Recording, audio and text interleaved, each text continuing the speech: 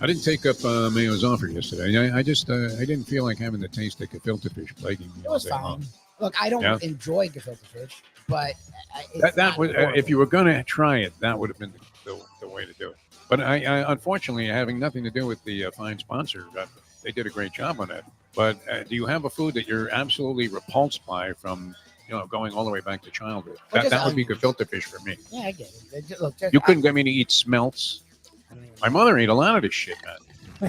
The herring and cream sauce with onions, disgusting. Yeah, I'm not a big Jewish Like delicacy guy. vomit inducing. No, I mean, come on. You at least like matzo balls. I will eat them. I've never liked them. Matzo balls never did anything for Yeah. me in reality. I mean, I've never been a big Jewish delicacy guy. I will openly. how excited can you get over something that has zero flavor? A matzo ball.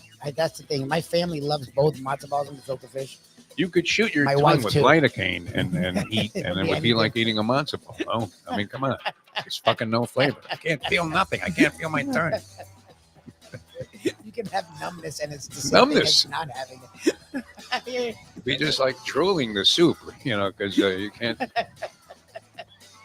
Your mouth isn't functioning anymore, and matzo ball would taste the same. I mean, That's really as it true. does for somebody with just burgeoning taste buds.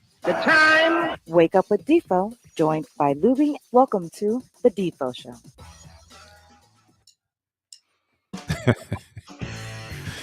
I was just thinking, I'm wondering, I would imagine the number is bordering on zero, right? Number of people who have requested matzo ball soup as their last meal. They're about to go to the chair. Hey, Warden, can you get me some matzo ball soup? I tell you what, 2J's makes it really good. No, good morning, everybody. Peel yourself off to Mount Monday. Jeff DeForest, Michael Lubitz with you, and happy to be with you. Thanks so much for tuning in here. Wow, I mean, you couldn't ask for too much more. This is the ideal time of the season. And you can sense my excitement, Luby, because I believe that this is the week where we get offered. Well, it's part of this week where we get offered the most unique and opportunistic wagering proposition that you can possibly play into. This is where you can make a score. You're not going to hit it every year, but you don't have to. And that's because this coming Saturday, the horses are on the track for the, what would it be, 150th running of today's Kentucky Derby. Wow. My old Kentucky home. And going to be interesting, 20-horse field. You have the draw for the post was already taken and already taken place. They did it Saturday, which I think is a smart thing because you're going to be talking to people all week long about the Derby. Essentially, I mean, what's going to change? You have some also eligibles, but you drew the 20 post positions. Number 17 post position went to Fierceness, who should be and has been installed as a morning line favorite. I would imagine his horse probably goes off the favorite based on that monster performance right here at Gulfstream Park in the Florida Derby. But the number 17 post, Luby, has won a total of how many Kentucky Derbies in the 149 previous runnings? That would be 0.0. Oh, that's the one that sucks. Oh, Jesus.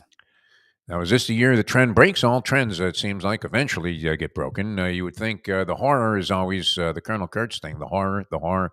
It's always drawing the inside post, maybe one, maybe two. Till you get out to 4, you'll see the trainer walk away, the connections walk away with a bitter face when they get the inside draw. But the 17 post, oddly, has never generated a winner. So we'll see if that happens this year. But it's a tremendous, tremendous wagering opportunity. You always get overlay prices on anything in the Kentucky Derby, even if it involves favorites.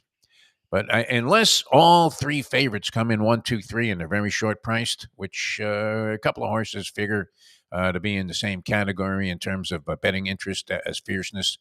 But if you can get any of the bombs in there, you're going to get a payoff that far exceeds doubles, triples, is exponentially better than it normally would be on any other race with the same configuration of numbers and odds. Now, you don't usually have 20 horses unless you go to Europe. In a race, so that's uncommon, and that tends to inflate the payoffs, especially on things. I usually gun for the trifecta, Louis. That's my game. I make a 5-horse box, costs you $60 for a $1 trifecta box, and we have benefited greatly. We hit it last year; it didn't pay that much. I think it paid like $450, which is still showing a profit for the race. Of course, the big one with the big score that we made was when Country House, the Jersey Kyle Special. was DQ'd after maximum security was taken down, was DQ'd into the winning position, paying over $100 in the win position. Maximum security was taken out of the equation. Lucky enough, in our 5-horse box, we had the other 4. And so we were going to win anyway, but after a lengthy, like a 2-hour delay, it seemed like, they finally made the decision to yank a Kentucky Derby winner, unprecedented, and that ended up paying $11,000 for the buck, Lubie, which it should have been a big payoff with a $100 horse, but great wagering opportunities there. And of course, I don't know, is that unfortunately placed at the end of the week there on Saturday because people are going to be Tap City after betting basketball and hockey? Or are these games fairly easy to predict? What is your thought there, Mike Lubie? It's basketball so far playing out true to form somewhat? The series sort of are. The games over the weekend confused me a little bit. I had the Clippers and Mavs backwards. Like, I thought the Clippers would probably win that game that Kawhi came back. They did not.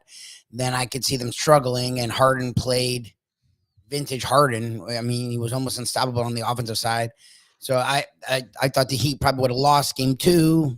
They were pretty decisive in game 2. Then I thought, okay, you guys were right. I thought, no, okay, now that you're going to have something. No, the opposite. The Celtics were desperate as fuck over the weekend, and the Heat looked so lethargic and sloppy. It looked like a preseason game from the Heat. How do you go from hitting 23 threes in one game to scoring 84 points in the next? Just sloppy. It was a very no, it wasn't the start of game 1 because the Heat were in the beginning. It was the middle part, like the second and third quarter. The Heat just got really late. Like their passes were like fucking stupid, and they were allowing the Celtics to get the ball very easily and get easy opportunities. They weren't going, again, much like game 1, they weren't going out to the 3-point shooters. They were doubling up guys for no reason that didn't need to be doubled. They let Pritchard, who did nothing in game 2, get offensive rebounds at the glass and then put them back with no one in it. I mean, Hauser was doing what whoever it was a 180-degree turn from game 1 to game 2. And again, look, the Celtics did not want to get down 2-1, and the Heat had some room to work. And as much as that's annoying as a fan, you see that in games all the time. They're human beings, and desperation is something, as much as coaches want to coach it into you, that game shows you they can't, because Spo's as good as any coach in the league. Spo wasn't happy with any of it. He was pulling his hair out the whole game, and then players were like, Hero went back to sucking again. Hero was fucking useless. Robinson, again, is clearly hurt, but he had nothing for them. Bam was fine, but he wasn't great. Jovic was okay, but not good. Hawkins Jr. went back into the tank and didn't do any. I mean, it's not an overly imposing group without Jimmy Butler and without Rozier. Rozier, yeah. I mean, that's the thing, is the two guys that were really stir their offense are not there. So that's why, look, I just wanted them to get 1 because I figured it was going to be rough sledding. I now think they'll probably get 2 because I could see them coming back tonight. And they really fucked me, though. They gave rise to hope that they could knock off the Celtics. Oh, I didn't see that. Yeah, see, then I'm not inclined to believe that they had any chance in the series. I didn't think they'd win a game, especially once it was known that Jimmy Butler wasn't going to play in the series. And I don't know what's up with Rozier. You don't feel Tyler Hero, a good player, but he's not the kind of guy that sustains it over a long stretch. He does not. That's the problem. Yeah.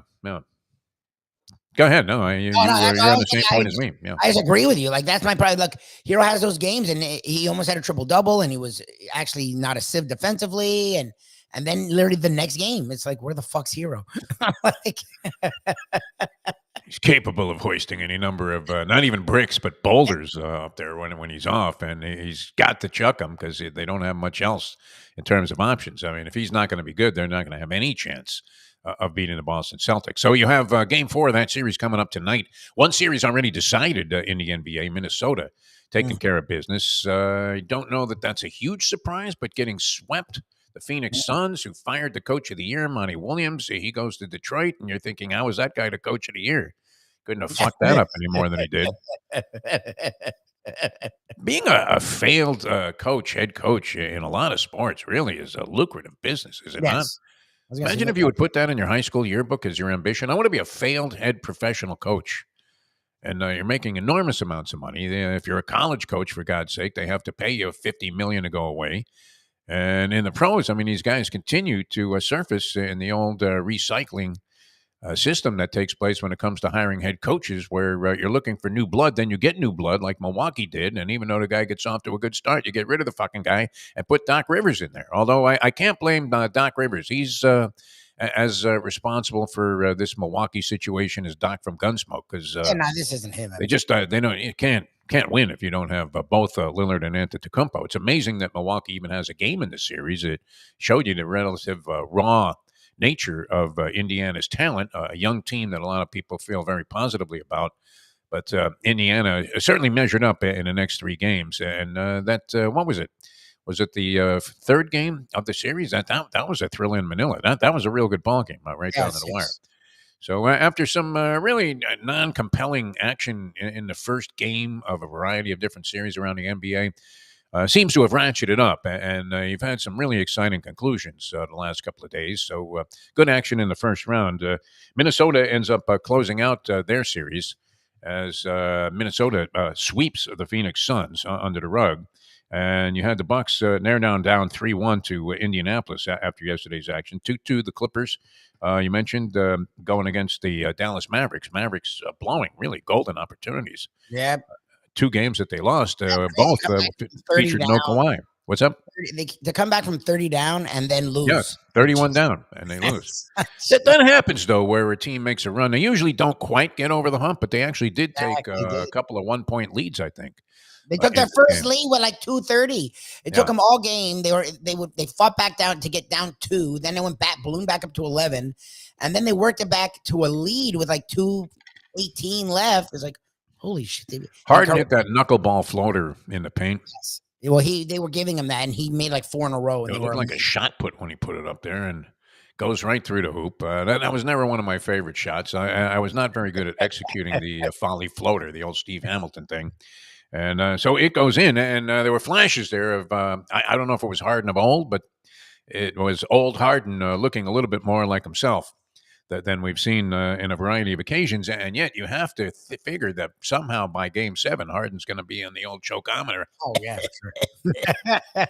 For sure. With his usual vanishing act in those spots. So that's a real interesting series, though, Clippers and the Dallas Mavericks.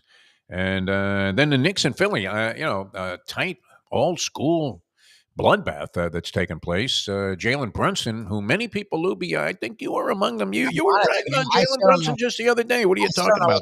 Brunson. How could you not like this guy? I mean, he's liking him. I don't know what to do with him. Like Knick fans, the way they describe him, I'm like, dude, I would take 10 guys over Jalen Brunson. So he's a sieve defensively. He doesn't really work the ball to anyone. He's not a good rebounder. He's just really good at getting into the paint and either flopping like a motherfucker or getting these nice shots, and he is their best player. They do have a 3-1. He has some Jimmy Butler in him when it comes to getting a shot off. He gets the shot off. He'll go this way and that way and this way and that way, a couple of head fakes, and then he's very good at creating that space to get a clean shot off, even though he's like 5'3". I mean, the guy is unbelievable. He's a legitimately good player. They are going to win another first-round series. It feels like it sets up nicely for them because the East is a fucking disaster. But to me, like if the whole East is healthy, I still put them as a 6 or a 7. Like that's my thing with the Knicks. And even watching them win yesterday, I'm like, okay. Everyone's like, look at Anunoby locking down Embiid. If you think a healthy Embiid is going to let a 6'8" Anunoby lock him down, then you've never watched basketball in your entire fucking life. And just be excited that the East opened right up for the Celtics and the Knicks because yeah, the Knicks had their injury issues, but if you notice, everyone look, I don't want to hear about Randall. Randall fucking sucks in the playoffs. The Randall has never been good in the playoffs. Well, if we had Randall, you'd be worse. Randall literally gets in your fucking way. I don't want to hear about fucking Randall. You have Brunson and you have Anunoby. You hate the Knicks, though. I mean, you should clarify all of this by saying you hate the Knicks. I can't stand the Celtics either, and I'll give them credit that they are the best team in the East. Like the Knicks, to me, I feel like are the 7th team in the East. I think they got really lucky with how the East worked out, and it continues that way. Like Embiid put together a great game. Embiid sucked yesterday. Embiid sucked. Like literally, he really looks like he's staggering around. He's not himself. Yeah. And Anunoby 6'8". Okay, they had no bigs in there, and there was a stretch where literally every possession was either a foul or an offensive rebound. The Knicks at one point got 4 offensive rebounds. They didn't have anyone over 6'8". Like how the fuck? They had Hartenstein picked up all 5 of his fouls, I think, in the third quarter. That was the only thing Embiid did well was he got fouls on the Knicks bigs. But they played worse when the Knicks went small. It was, I don't know. It was like, Jesus. I mean, Came down to the wire, though. I mean, that game was hanging in the balance right down to the end. Brunson really put it together. It was dynamite all throughout the second half of that game. He was fantastic, making everything. And so the Knicks are up 3-1. That still isn't enough to change the look on Tom Thibodeau's face. He still looks absolutely miserable, doesn't he? Looks like he got stiffed at the, with the check at the Last Supper, right? Everybody got up and left. Hey, where is everybody? Where are these apostles? Where the fuck did they go? But yeah, very, very exciting. More action on tap tonight. NHL, just to touch on it here, and then we're going to get into the draft. And we got Chris Perkins going to join us. We have Chris Perkins who's going to join us right around 8:30, and we'll figure it out because Lubie has a beef with Dolphin fans who are exuberant, who are elated over the brilliance of Chris Greer in his draft selection process, where once again he took any number of mystifying choices. As everybody's trying to jump. Oh yeah, wow, this guy's great. He had like 4 sacks. He always goes with high. It feels like he always goes with high potential guys, and not best guys there that can come in and play fucking football. And they're not. I thought they were going to take that cornerback out of Toledo, showing how little I know about it. But nonetheless, everything you're seeing and reading about this guy was like, if it wasn't for all the quarterbacks, he would have been in the top. Certainly 15. So he's sitting there at 21, and you lost Xavier Howard. Now, they did bring in a free agent whose name escapes me at the corner position. Look, they didn't need a corner. But again, what we see. That guy is supposed to be really, really good. The teams that win don't worry about needs. Because if you draft need, it doesn't mean you're going to get a good player. You're forcing in a guy that you hope to be good into a position of need. This was the same team, though, in the same group that took that Igwe Bike or whatever the guy's name was. Yeah, monogamy. It was horrible, monogamy. That's what the Dolphins do. It's what Greer does. He forces need over best player. Take the best fucking player. Yes. You'll find somewhere to play his ass. That's how that works. And Greer, and that's what's funny is, well, he hit on this guy. Well, I hope at 5, when Tua and fucking Herbert are sitting there, he'd get one of them. Like Jesus. I hope at 6, after trading down and then trading back up, you'd get Waddle when you missed on fucking Chase and you missed on Sewell. Like, like that's the thing is, even his hits, they're like. They're always tainted. Yes. On a scale to me, like Phillips. Well, look at Phillips. Every fucking year he's hurt. I mean, come on, guys. Like, it took 6 years for fucking Jackson to figure it out after they moved him 3 times. Like, yeah, he was highly questionable, as they say. I mean, come on. Well, when they selected him, nobody knew what this guy was going to be. He, to his credit, the player's credit, there, he got good. Yes, after 5 years. Once he was on the Heat, the Dolphins roster, but I don't know that they had anything to do with it. In the original selection process, you would have to say, you blew it. You never see that, though, Lubie. You never see a general manager get up, or any of the executives who are representing the team after the draft or the post-draft synopsis and overview, and say, Jesus fucking Christ, did we draft a bunch of stiffs? This is the worst collection of vomit-inducing players that we've ever selected in our life. You never hear that, right? Everybody's all thrilled. Yeah. I'm looking at, my favorite thing is the grades. Well, we're under some of these by Chris Perkins. There you go. Supposedly, the aces of the draft were the Philadelphia Eagles. Supposedly, the Ravens. The Eagles are always very good in the draft, are they not? But they can't get it together to win a champion. Well, they just won one a couple of years ago, so we can't say that, right? They were in the Super Bowl. They didn't win. They blew the Super Bowl years ago, and then they were in it and should have won 2 years ago. All right, so the Chiefs, the Eagles, and the Ravens got A grades. Yes, from this particular surveyor. Ryan Dunleavy is the man of the hour with the NFL draft card here in my New York Post from Sunday. Yeah, they all took guys that were like, oh, fuck, this guy's sitting here? Okay. Yeah. Like, we'll take him. Let's grab him now. Like, that would be my theory. You're choosing up sides. Don't you want to grab the best guy and you'll figure out something to do with him? You could have. Unless you had one isolated, lone, desperate need and you needed a left tackle in the worst way, and you're thinking, no matter what, we're going to take a shot with the guy we think is the best available left tackle. And we're going to overlook some other positions in the process. But, getting questionable linebackers, guys that don't even stay on the field, and they did draft a tackle, seems suspect to me. The grade for the Dolphins in this survey was a C+. Here's what they said. Of course, the blazing fast Wright, talking about the guy they took, what was that, 3rd round, Jalen Wright? Yeah. It was a later round pick, Jalen Wright, running back out of Tennessee. Where the fuck which went is just what they needed, a running back with a lot of speed. they had like 5 of them. Didn't they draft a guy in the first round last year, running back Third with a lot of round, speed? A-Chain, who was really good, Yeah. and they re-signed Mostert, and I think they still have Wilson. Yeah, they got the 3 fastest running backs in the history of the National Football League, so take another one. And they have no That's good. size at running back, and they need Yeah. a size at running back desperately. Didn't do that. They didn't take size at receiver. They took a 5'10" guy when Johnny Wilson, who was a borderline All-American, was fucking sitting there, who's 6'7". I love your criticisms there. They add some more 40-yard touchdowns to the roster. Paul, the tackle, and this is Patrick Paul. Yes. Paul thought he was going to be a first-rounder. Few agreed. So that could leave a chip on his shoulder. I don't know if that's necessarily going to make him a great player. The athletic Robinson gets pressures, not sacks. Yeah. He doesn't play. Hey, I got you out of the pocket there, huh? Who does that sound like? Very nice. He's chasing him from behind. All right, so we'll see. We'll get more in-depth analysis on that. Certainly a guy that probably studied this. And, although you have a pretty good opinion on this thing, Louis. I like that. Negative as it may be, at least it sounds well-researched. They just annoy me. Unlike me, who's willing to grab some other guy's work here and say, hey, you know what? I know everything you could possibly know about the draft. Well, we know this, that Mr. Irrelevant was Jalen Key. He's actually solid. He was a really good Safety player. out of Alabama. He's an Alabama guy, so you don't usually see that as Mr. Irrelevant. Mr. Irrelevant has become relevant since Brock Purdy was taken a couple of years ago in that spot. This was number 257 overall. But I couldn't help but think, since the Jets made this pick, that you could look at almost any Jets first-round pick and deem them Mr. Irrelevant. Could you not? Yeah. I mean, of late, they've traded up to get both Zach Wilson and Sam Darnold, both gone. Yep. Unceremoniously dumped for far lower round draft picks. Zach Wilson was, what, a 6th-round pick they got back for him? Would you say Johnny Lamb Jones was a bust? Johnny Lamb Jones, he had like one decent year. Was that it? I would say Not yes. sure. Kyle Brady was a big bust. D. Milliner, big bust. Blair Thomas, that goes way back, big bust. I think taking Ken O'Brien over Marino was a giant mistake that should haunt the Jets forever.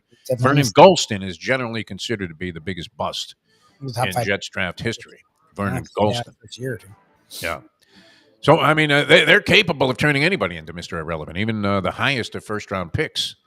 So they do take the significance there. They do take Mr. Irrelevant, who they're hoping turns out to be something, because that now you can't really say that's a trend, but certainly at least it looms as a remote possibility. That's for sure. And the hockey, the Rangers make it through. They sweep Washington. An aging Ovechkin does nothing in the series, and the Rangers look pretty solid all the way through. They were the President's Trophy winner, most points in the league. Colorado now up 3-1. They won 3 straight over Winnipeg. Vancouver has won 2 of the last 3 over Nashville, 3 out of 4 in the series. That was a great deduction by me. I was trying to figure out if they'd won 3 in a row, but they didn't. They lost game 2. Vancouver 4-3 over Nashville. And Edmonton with a 1-0 shutout of the LA Kings. So now the Edmonton Oilers, who Portnoy put $150,000 on at 7-1 to win the Stanley Cup, now up 3-1 on the LA Kings. And then there's all kinds of action tonight, including what Lubie figures is going to be a disaster of a Heat game. Do you take the 10 and a hook in this one? I mean, I think he win tonight. You think they win tonight? Wow. Yeah, they were. They didn't money line. They didn't lose because the Celtics were so great. They lost because they fucking forgot how to play basketball. And again, I think they're gonna wake up and play vastly better. And when they play aggressive, the Celtics don't really have that many answers for them. I just think the Celtics eventually will have more talent than them. So Thunder go ahead. I can see them winning tonight and then losing the next 2 is what I think will happen with the Heat. All right, Thunder, what, up 3-0 in the Pelicans so far? 3-0, so that one probably ends tonight. Thunder favored by 4 and a hook on the road. And the Nuggets looking to close out the Lakers and make them go away after the Lakers rebound. And at least showed, I like the dignity. I have to give the Caps credit last night. The Washington Capitals outmanned by the New York Rangers in the series, but they gave it everything they had. And their fans kind of stood by them, unlike the Philadelphia 76er fans who somehow sold all of their tickets to guys wearing Knick jerseys for yesterday's game. All right, Chris Perkins going to join us here in just a few minutes. We'll get some more in-depth analysis, the draft, and see what he thinks. I mean, this would be an educated opinion from Chris Perkins. Does anybody follow the Dolphins any more closely at this point? I mean, he's the Dolphins columnist. I mean, yeah. I don't know what I saw some of his takes on the draft because each individual pick people seem to like NFL people, and I was like, okay. No, you've been down on this from the start. As soon as they said chop, you said chop my exactly. I was like, ooh, name off your all the guys possible sitting there. supporters list. All right, we're coming back with Chris Perkins here in a moment on the Defo Show. Mike Lubie, Lubitz, I'm Jeff DeForest. Peel yourself off to Matt Monday. Thank you so much for joining us.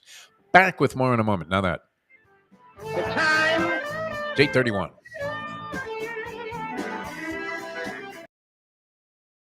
Let me ask you a question. What do you look for when you go out to eat? Good food, obviously, friendly atmosphere, not too loud, but good energy, reasonable prices, and a place where you feel comfortable.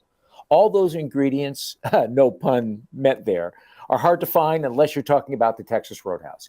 You see, they encompass all of those attributes. Really, really good food, amazing atmosphere, good for a family, good for a date, or just a night out for yourself, and prices that will make you extremely happy. Their ribs unmatched, steaks hand-cut every day.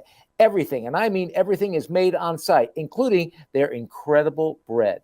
It's the one day, folks, that you can forget about low-carb diets. Trust me when I tell you, Texas Roadhouse, your restaurant, your destination when you say, where should we go and eat tonight? From the newly renovated sports bar to the beautiful bayside views captured at the Tiki Bar, Jimmy Johnson's Big Chill has it all. Located at mile marker 104, the Big Chill also offers waterfront dining while experiencing breathtaking sunset views of the Florida Keys. It's simply the hottest spot in the Keys to cool off. That's Jimmy Johnson's Big Chill at mile marker 104 in Key Largo. For more information, call today at 305-453-9066.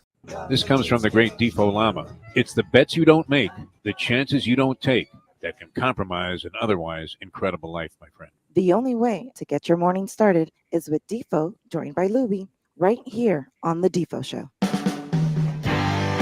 Oh, man, the hair's really come in now. Unbelievable. We haven't talked to Chris Perkins for a while. Welcome back to the show. We got Mike Lubie Lubitz. I'm Jeff DeForest. And the great Chris Perkins of the South Florida Sun-Sentinel, the Miami Dolphins columnist, joins us here on the program. Chris, how are you, my friend? Fellas, I'm doing good, man. I'm scratching my head over that trade, but other than that, I'm doing good. Wait a minute. You mentioned a trade here. This one got by me. What happened? Oh, the Dolphins trade. When they traded for the running back, Jalen Wright, they traded into the fourth round, or they gave up a third-round pick to get a fourth-round running back. Very good. Okay. All right. Well, let's get right into it. I naturally, I did all my research. I grabbed Sunday's New York Post, and I have all the grades here for every team. Do you are you forced to fall into that practice where you have to grade the entire draft, or at least the Dolphins selections? I do the AFC East, so that's a lot easier than the whole league. Is just that's crazy. Is there anybody capable of doing that? Does anybody have the wherewithal to handicap the entire league? I mean, even Mel Kiper, I don't know if even he puts out a grade on the entire league's draft selections. Yeah, no, he does. But you know what, Defo, you know how that goes. It's like at a certain point, it's just like paralysis by analysis, and you're just like, all right, what, I'm giving these guys a B-, and I'm done with them. You turn into Louis Riddick, where you're just babbling. I mean, like you swallowed some, poison that they gave Navalny, and you're just babbling like a maniac there, trying to, stretch out whatever you can in terms of sounding relevant. All right, so the guy here is a guy named Ryan Dunleavy. I don't know if you're familiar with him. He writes for the New York Post, and he gives the Dolphins a C+. Lubie, I think he might believe that Dunleavy's grading on a curve there, because I think he's got like a D or D- for the Miami I would Dolphins. say C-ish, because you don't know. Again, No. I think the grading of what could happen mythically is stupid. So you go off of what you've seen of these players, who was available at the time, which I think the Dolphins didn't do anything good in that regard. But again, you never know. We've seen some of these guys grow up in front of our eyes, like last year with Austin Jackson. So C is probably about what I would give them. I think Greer does it time and time again, where there will be 4 or 5 guys at a draft spot that are quote unquote best player available. And then he forces need or future potential. And it's like, when they were rebuilding, fine. When you're winning now, look at what the Ravens do. Look at what the Chiefs do. Look what the Eagles do. They're like, oh shit, this guy's sitting there. Okay. The guy that's ready to play now is what you're supposed to be building your roster right now, filling holes right now. And I don't know if any of the guys they drafted are right now guys. And that's what I leave. That's what I'm curious. What Perk you follow what the Dolphins are doing as well as anyone. Yeah. What did you take from the draft? Because to me, they're supposed to be filling in a hole at safety and a hole at linebacker and a hole in the offensive line and all these. Well, this guy in 3 years could. This guy in 2 years. It's like it's going to be blown up in 2 years. like I don't know what they're. I'm just confused at their mindset when they sit there in their war room. Well, here's the thing, Lubie. Chris Grier has done a very good job with his first and second round picks. He's been in charge of the draft since 2016. And yes, he blew the Noah Igbenogany pick, but Tua has been a good first round pick. Austin Jackson, Christian Wilkins. In the second round, he found Xavier Howard. He found Javon Holland. He's done a good job, but his drafts fall apart from the third round on down. Rob Hunt was another second round pick. So he's done a good job. Chris Grier says, let's get the best player available. I like to fill needs. So they did fill needs in this draft. You needed an edge rusher. You needed an offensive tackle to be a successor to Teron Armstead. The problems that most people have are Chop Robinson, the edge rusher from Penn State, first round pick. He's regarded as a boom or bust guy. So when you need somebody to contribute, that's not what you want to hear. And then Patrick Paul, the offensive tackle from Houston, the second round pick. I like the pick, but I thought that Patrick Paul could play some guard while Teron Armstead finished off. You remember that's what they did with Laramie Tunsil. I think it was Brandon Albert who was at left tackle, and they played Tunsil at guard. And then when Albert departed the next year, they switched him out to tackle. The Dolphins say they're not going to play Patrick Paul at guard. So my thing is this with Patrick Paul, how is he going to develop? Next year, it's almost going to be like a rookie left tackle. Now, the thing is, we know Teron is going to miss 4 or 5 games, right? So maybe that's how Patrick Paul gets his snaps, but you're still almost going to be playing a rookie tackle out there. So the immediate contributions from Shop, he's boom or bust, and then Patrick Paul, not too immediate. That's my problem with the top of the draft, but I could give Chris Grier a break. Again, his first and second round picks have been pretty good over the recent years. This running back they took, obviously they saw a dearth of speedy, small running backs on the roster right now. They only have about 8 of them. So what was the story there, Chris Perkins? Okay, here's the thing. So last year, you spent a third-round pick on a small, speedy running back. Yes. This year, you spend a fourth and a third on a small, speedy running back. What do they say about insanity? It's doing the same thing and expecting a different result. Well, when you already have Mostert and Wilson on the roster. Right.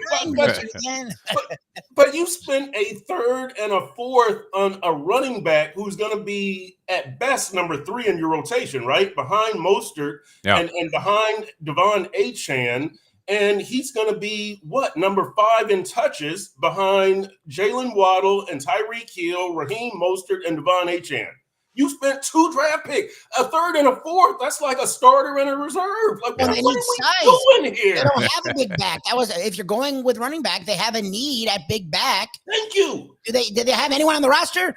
I know what Chris Brooks, the rookie, but yeah, I agree, Lubie. Like, why are you going back to this same formula? And then late in the draft, which it doesn't really matter it was a 5th and 6th round. They take the 2 small receivers, the Washingtons, and it's like, dude, how much small fast are you going to get, knowing that it breaks down at the end of the season? Like knowing that it breaks down in December and January, why are you doubling down on this formula? That's what I don't get about this draft. And I know I'm biased. I'm an FSU fan. But Johnny Wilson, a lot of people thought was going to go 2nd or 3rd round. He's sitting there in the 6th round. And you're drafting receiver. Fuck it, right? Yeah. One thing he can do is catch balls with his hands in the red zone. One thing he can do on 3rd down, he did it time and time again, is catch balls in traffic. That's their biggest need on offense. And you're draft a receiver. Good for you, Dolphins. He landed in your spot finally. No, and I watch ACC football. I've never heard of this receiver. A 5'10" Virginia. If you're taking short speed, you go Virginia. When is anyone like, oh, that Virginia receiver? He's shocking. Like, Who picks him? The Eagles, the next pick, and they promoted the crap out of it. They were shitting themselves that they got Johnny Wilson in the 6th round. You're going to see Johnny Wilson go for fucking like 50 catches this year and like 6 touchdowns in an Eagles uniform. Look, it's the same thing they did with Paul. They draft Paul Rosengarten, a Washington offensive lineman who a lot of people loved and had 1st round fucking ideas. Yeah. The Ravens, who drafts him? The Ravens. They're going to move him to guard. Like you're saying they should have done with Paul, and he's going to make like 6 Pro Bowls. Like, look, Greer hasn't busted on every pick, but it's so often there's a home run right in front of you, man. Just take the home run. I'm sorry, there's a double in front of you. Take the fucking double.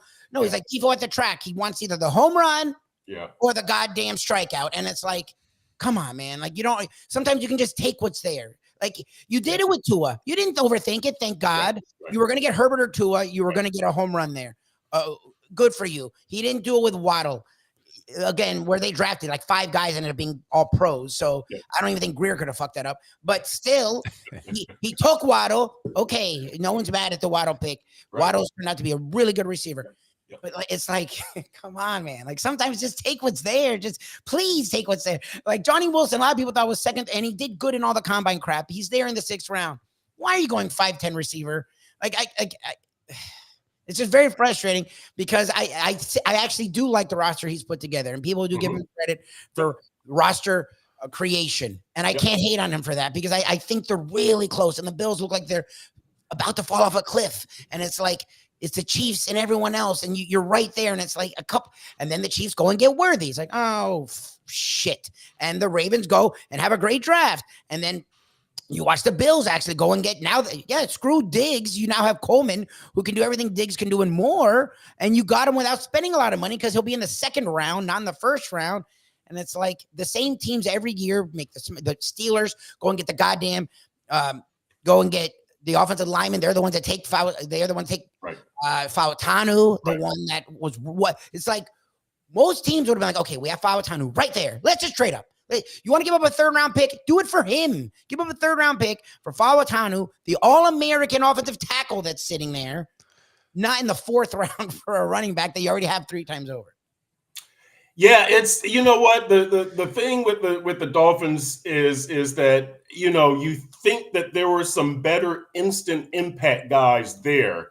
Yes. And they didn't take the instant impact guys. They took the boom or bust in Chop Robinson in the 1st round, and then the guy who needs time to develop in the 2nd round, and you're not going to give him that time by playing him at guard. So but again, Chris Greer, I'm going to give him the benefit of the doubt. His 1st and 2nd round picks turn out well. If it was just 1st and 2nd round, like after that, that I would give them a B-. That trade, I just can't digest the trade, and then going back to the well, doubling down on the small, fast formula when you need some working.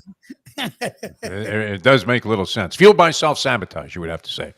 Yes. How many times have you written that you're going to put a little faith in Chris Greer, only to find it destroyed?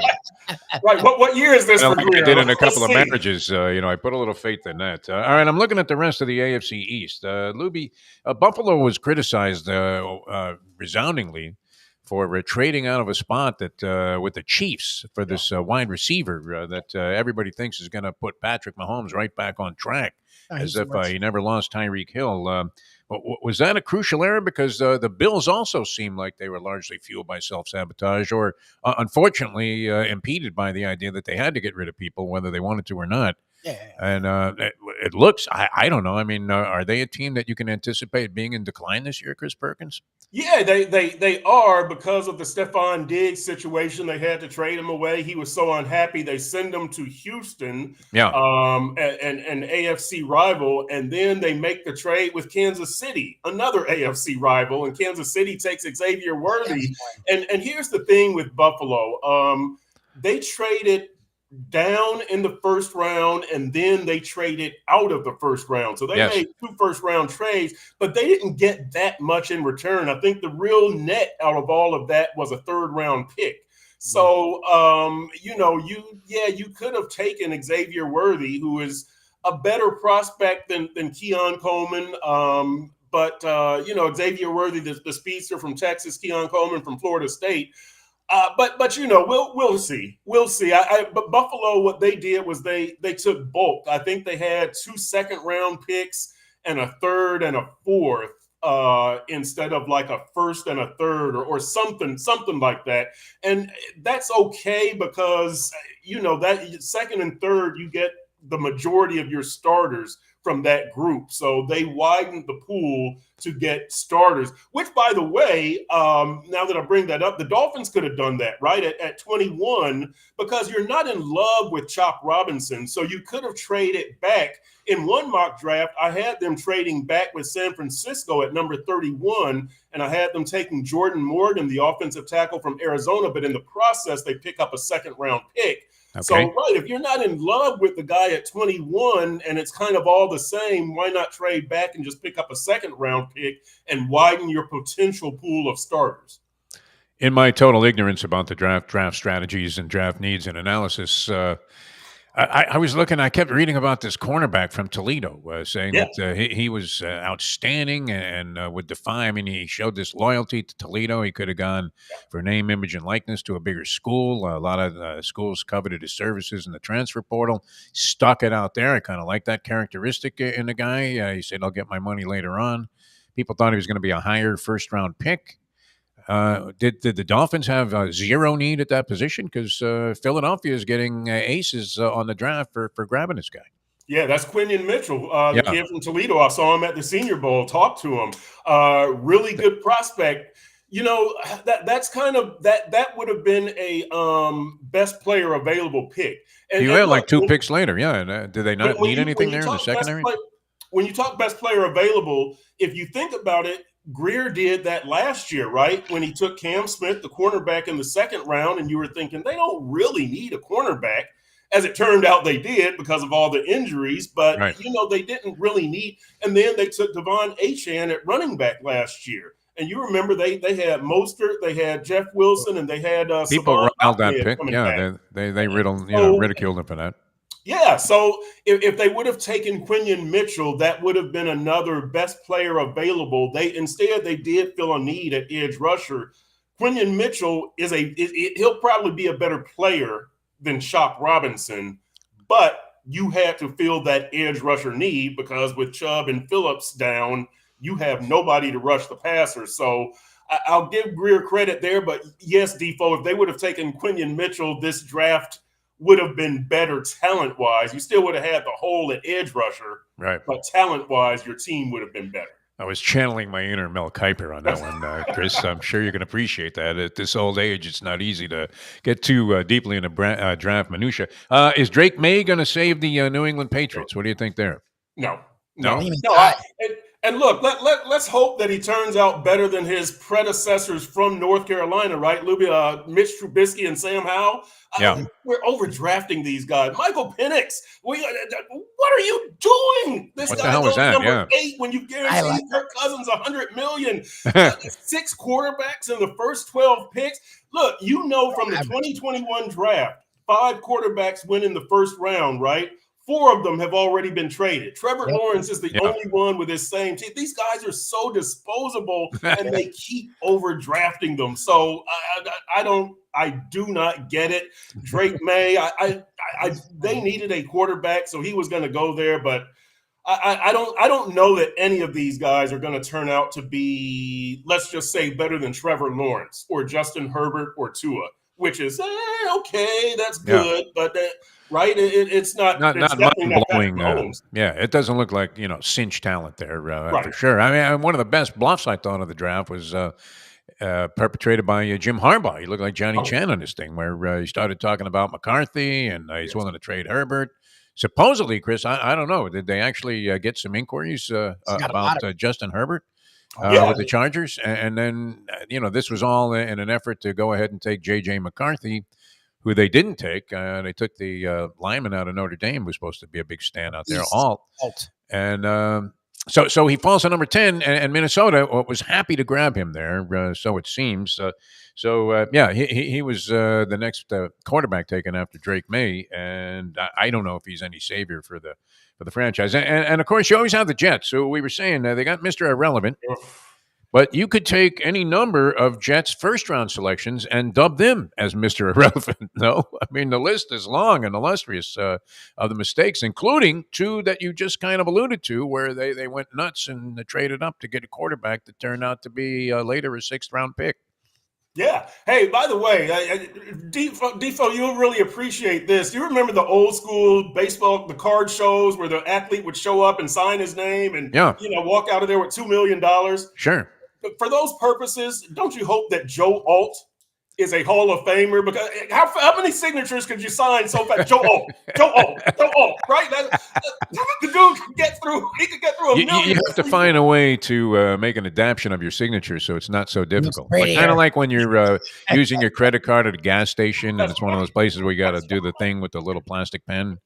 I mean, could you ever recognize those signatures? You can never be convicted of a crime based on that signature, that's for sure. But, exactly. Yeah, I'm sure he got plenty of those dollars coming his way when he was at Notre Dame, right? Oh, you can just go through it just so fast. I don't think Rudy made so many appearances over the years as this fucking guy probably did. So too. let me. I'll tell you this. What's interesting about the Jets draft? They Brock Bowers, the tight end, right from Georgia, was sitting supposed there to be some big stud, right? And so really the choice that they had, and I think it was interesting, was do you take the tight end who would help Aaron Rodgers in 2024, right? Or do you take the offensive tackle who helps the Jets franchise in the long term? And they chose to go kind of against Aaron Rodgers, right? They took the offensive tackle. Aaron Rodgers with Brock Bowers, are you kidding me? Like you're almost in the playoffs, but I think they actually did the right thing. Aaron Rodgers, I guess, will probably publicly support them while privately cussing them out. Oh yeah, but that could kind of be viewed as a tough choice when you consider everything they gave Aaron, right? All these receivers that he brought in and all these other guys that he wanted to bring in. That you could argue they kind of went against Aaron Rodgers' wishes with that pick. Yet, recalling what was going on with Zach Wilson when he came in for Rodgers early in the season, it was a mad scramble for his life behind that offensive line. And we were saying on an earlier program, Chris, if you're going to grow up big and fat, because if Mekhi Becton could still draw a $5.5 million salary in free agency from anybody, my God, I mean, what an advantage that would be. Another guy that they unfortunately busted out on, even though he had flashed some potential. So, all right, so the Dolphins don't fare that badly overall in going against their rivals in the draft, even if neither of these guys amount to much. There's, maybe the Jets had a slight edge over what they were able to gain in the draft this year. Yeah, New England went heavy offense, by the way, with Drake May being the first pick. I think their first 5 picks were all offensive players. So clearly, everybody's weren't they? I mean, were any defenders taken in the draft? What was it, the first 14 picks? Do they have a separate draft now for defense? It's like, okay, here's a supplemental draft. Take a couple of guys who can defend. What else needs to be done by this team if they're going to actually be serious contenders? And are they already, in your opinion, Chris Perkins, the Miami Dolphins? Well, here's what I've been saying, that you're not going to have as much talent in 2024 as you had in 2022 or 2023, Mike McDaniel's first 2 years.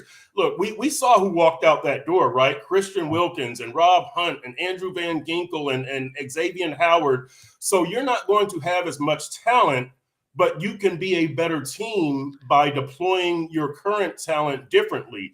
And we see that defensively. We've had a hint of it with Anthony Weaver, the new defensive coordinator, saying that he's going to use Jalen Ramsey kind of as this chess piece, right? That he's going to move him around the field and let him shadow receivers. I'm hoping that Mike McDaniel does the same thing on offense. Yes. Use a power back, use a big wide receiver, call different plays, red zone, third down, short yardage. Stop trying to be so cute. Use some muscle. This is football. Yeah. So that's what I'm hoping, is that they deploy their talent differently and you can get a better result, because, again, you're not going to have more talent, but if you use your current talent differently, you can get a better outcome. Yes. All right, one final thing, a quick response here. I know you have things to do here. Chris Perkins, we thank you for being with us.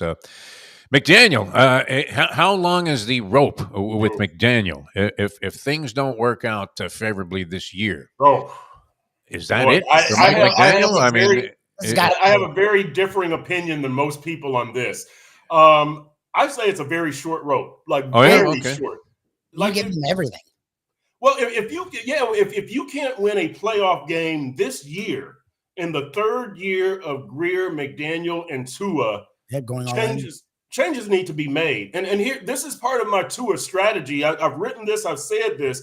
Part of the reason that I would have Tua play this season on his $23.1 million fifth-year option and not extend his contract is that if things go left here, I'm probably getting rid of Chris Greer, the architect of this failed plan. Yeah. Once I get rid of the GM and I decide I'm going to bring in a new GM, well, the new GM wants his own coach and he wants his own quarterback.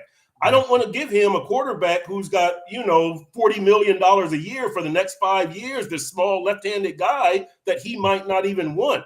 So I'm staying liquid this whole year. So that's what, when you say if McDaniel, how long is the rope?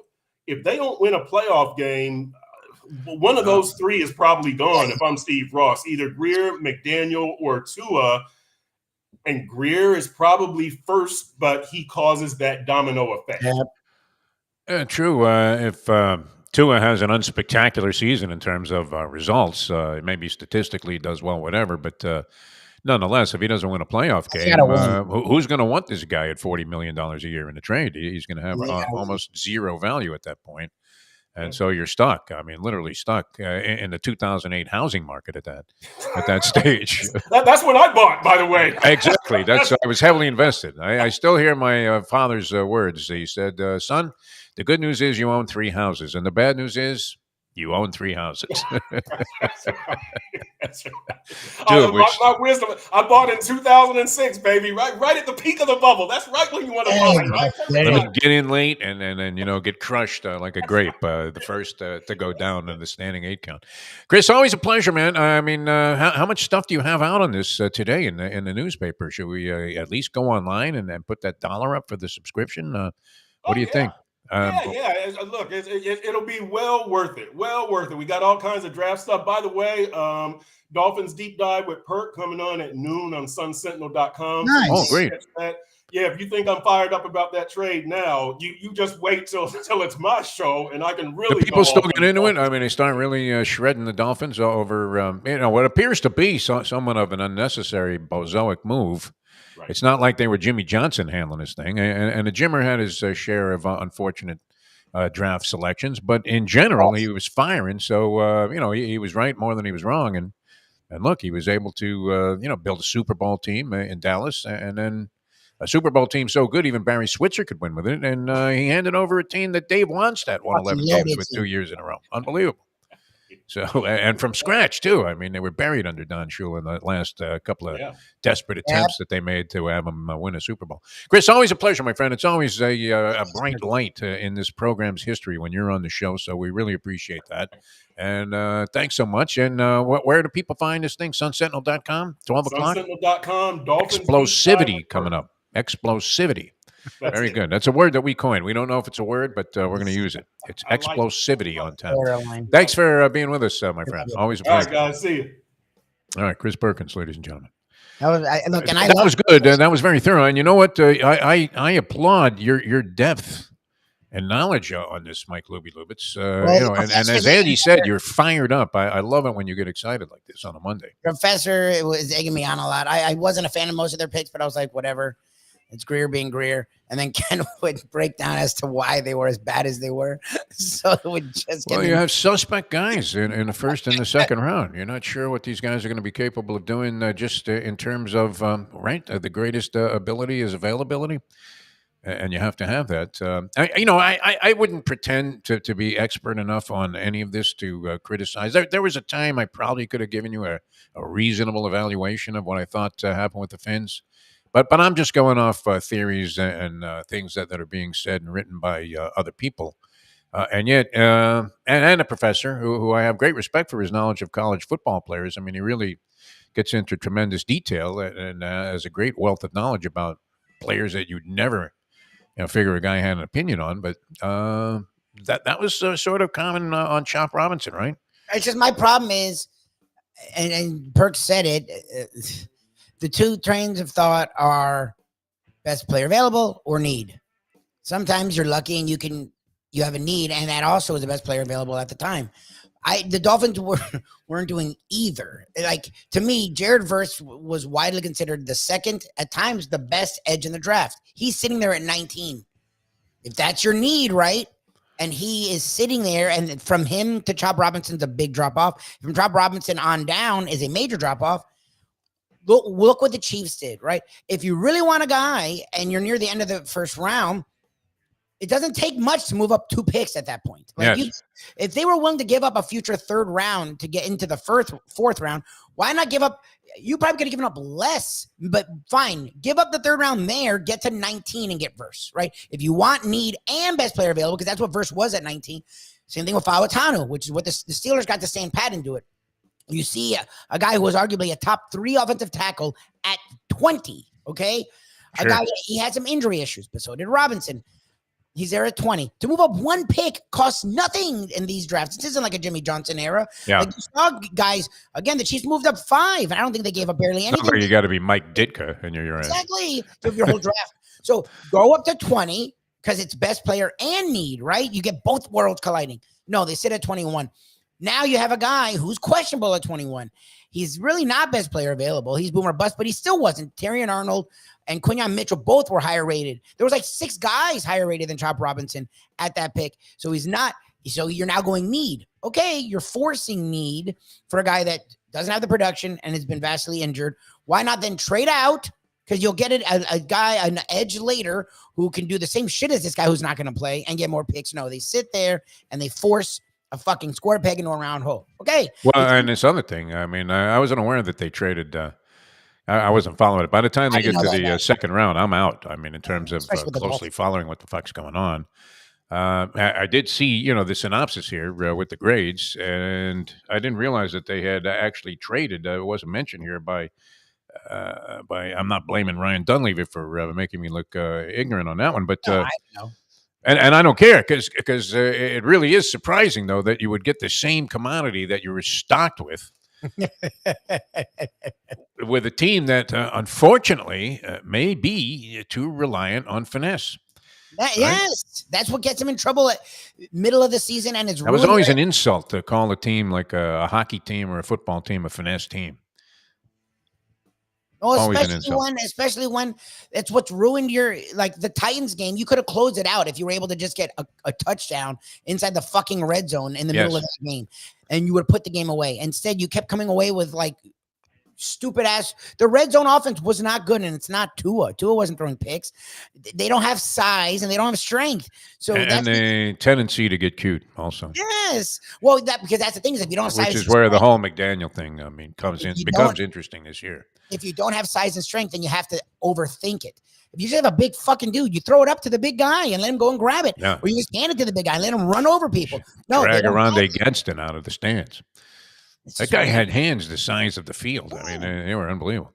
All right, well, we're going to run, Lubie. It was a lot of fun today. You were great. I mean, I love when you're fired up, especially after something as impossible to determine as the outcome and who did well in the draft. Sometimes you can see certain things. Now, you don't know. I mean, even with the Bears, right, grabbing Caleb at number 1, and then they get Dunze at number 9. That guy's great. Great. All right, so you're thinking, wow, you might have drafted a quarterback wide receiver combination that is going to be among the top in the league for however many years you're able to retain these guys. But we don't know. I mean, maybe Caleb Williams does turn out to be a disaster. You never know. It's entirely possible. Yeah, Dunze kid seems like as a professional wide receiver, he'll be outstanding, I would think. He is great.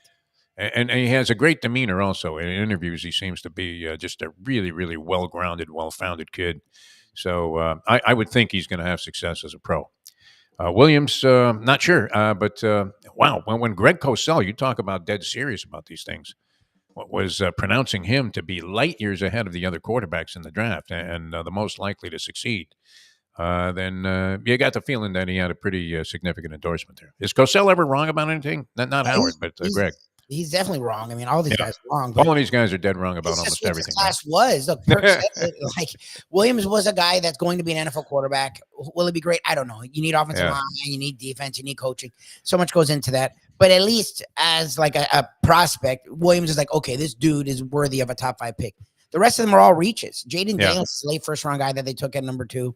Drake May has all the talent in the world, but he takes a lot of chances, and he's not. They keep wanting to make him Josh Allen, but he's not as big as Josh Allen. So he's not going to just run over people. So he is a lot of questions at 3. JJ McCarthy, everyone knows how I feel. I think he's a second round pick that they took at 11. And Penix, that was Penix. I like a lot because of where he went. That was a shock. Exactly. I like a lot, but his injury history, he's already 24. And he's going to be behind Cousins for at least 2 years. So that means he'll be more like 27 when he finally plays. As a rookie, like, that was just a weird move to put all that money. You could have, Penix was never going higher than 8. You knew you were at 8. So why sign Cousins then? Like, you have a young team. It was crazy. Together. Like, the signing of Cousins just makes no sense. Or ride with Cousins, get like an offensive lineman, or they needed a defensive lineman, go and get Dallas Turner or Jared Verse there, and then go and try and win now. They're another organization that they don't know what they're doing. They're well, we've seen that. I mean, it's always chaos. Even though Arthur Blank Check seems to be a fairly normal guy. Just a guy, like a decent guy who has been waiting around forever to win, but they keep fucking him over with inept management around him. He may want to take a look and see what he's got internally. I was wrong the other day. I forgot it. They fired Arthur Smith. Yeah, he's they were the team that were trying to get Belichick, and they brought in Raheem Morris, a guy that's going to be there 3 years. And it won't be. He's like not exactly a dynamic change in terms of coach. Yeah. But no, they got rid of that guy, and they were playing for a shot to go to the postseason on the very last day. So it wasn't like he did a horrible job there, and I don't recall them having any dynamic leadership on the offensive side of the ball. Do you? No. What they have? Thurston Howell there was their quarterback. Oh, the Sam Commanders are a disaster. That's a problem with like Daniels is the guy. Oh, that's the Commanders. I'm talking about the Falcons. Yeah. Oh, they had Ritter. They played the Ritter kid who they're clearly already moving past, which they should. They don't have. Look, they have actually a decent amount of skill position talent. They need defense. So of course, go get a quarterback that's going to be 40. Did they have Matt Ryan there, or did you go to Indianapolis Ryan was last year? Gone last year. It wasn't Ryan like pseudo retired. Oh yeah, he was announcing games. You're right. And pseudo retired. Yes. All right, we got to run. It's been a lot of fun being with you. Peel yourself off to Matt Monday. I hope you're conveniently peeled. Now I had to bow out of the lunchbox today to take a doctor's appointment that was surprisingly available. Where are you guys going to be? We're Prezzo in Boca Raton. Prezzo in Palm Beach? In Boca Raton. Oh, Boca Raton. Okay. So we're going to be at the Boca Raton one. I know Sarni wants us to get to Palm Beach. I don't know if we're ever doing that, but Eddie Bozzoli, our guy. He's a great guy. Yeah. Prezzo, Boca Raton. As I start to wind down Passover, so I've already started to look at different dishes that don't have bread. Oh, yeah. Now, are you still on the hook tonight not to eat anything? The last night. I've moved it this year, obviously, because this will be our 3rd Italian place in a week. Mayo's really done me a lot of favors. So it is what it is. But, I mean, that place is great and everything they do, and they have great lunch specials, great happy hour. So I'm excited to get back to Prezzo today.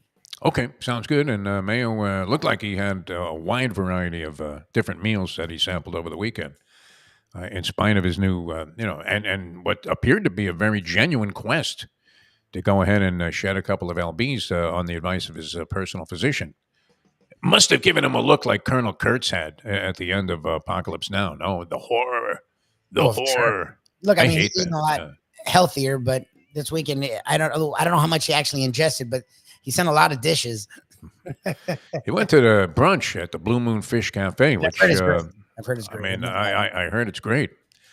I'm not really a brunch guy because I don't know that I would want to eat enough to even justify, whatever it is. I mean, it's probably like, $90 or somewhere in that neighborhood. No, I have no idea. You would think. I mean, it's pretty lavish. It's not like they're putting a lot of cheap stuff out there. You're not having to settle for a couple of hard-boiled eggs there and make your own waffle. No, you're going to the Blue Moon Fish Cafe brunch. But how much can you eat, Lubie? You who can consume a lot, I would imagine at this stage you've changed a little bit in your eating habits. It seems like I consume a lot because I take bites of a lot of different things. I actually don't eat a lot of overall food. I never have. I get full very easily, and I hate being full. Like, I don't like that feeling. Yeah. So that's my problem with buffets is like I'll go and make a lot of trips because my eyes are bigger than my stomach, as my mother used to say. But actually finishing the food is something I don't really do because it's hard to eat a lot of food. Like I just can't. It's tough to just keep stuffing yourself, as tempting as it is. Yeah, I don't get my money's worth on buffets anymore. I really don't. Yeah, as good as some of them are, but I mean that looked like very festive, high end stuff for a buffet. I mean, it's not like you look over and the only thing that you want to reach your hand into is the bowl of shrimp, which is pretty common. All right, we got to run. Thanks so much for being with us, Lubie. I will catch you tomorrow, and we will see you guys tomorrow right here, the next edition of the Defo Show. You can catch us on Caffeine TV. Just say Caffeine TV Morning Briefing into your vocal Google, and a whole shitload of episodes will show up. Yes. So Caffeine TV, as in coffee, morning briefing. That's all you need to say. And you'll catch some of our other work, which seems to be doing pretty well. And we will see you guys tomorrow as we leave you know that. The time. It's 9/11.